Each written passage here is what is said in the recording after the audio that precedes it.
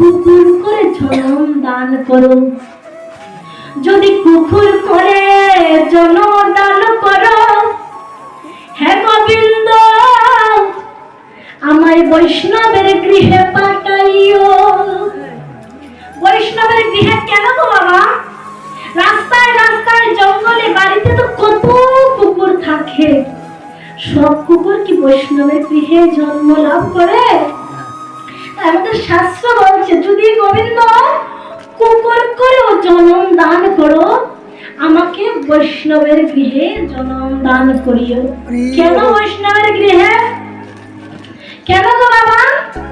যদি আমি বৈষ্ণবের গৃহে কুকুর হয়ে জন্ম দান করি, তাহলে বৈষ্ণব যে ভগবানকে নিবেদন করে মহাপ্রসাদ পাবে, আমি তখন যে উচ্ছিষ্টটা করবে আমি সেইটা গ্রহণ করতে পারবো।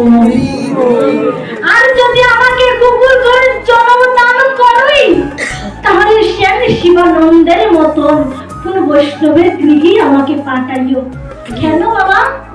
শ্যাম শিবানন্দের মতো বৈষ্ণবের গৃহে কেন বলল? শ্যাম শিবানন্দের বাড়ির কুকুর কৃষ্ণ কৃষ্ণ বলে নাচিয়া উঠিল। কৃষ্ণ কৃষ্ণ বলে নাচিয়া উঠিল। একটা কুকুর বাবা আনন্দে কৃষ্ণ কৃষ্ণ বলে দু বাহু তুলে নাচতে শুরু করলো।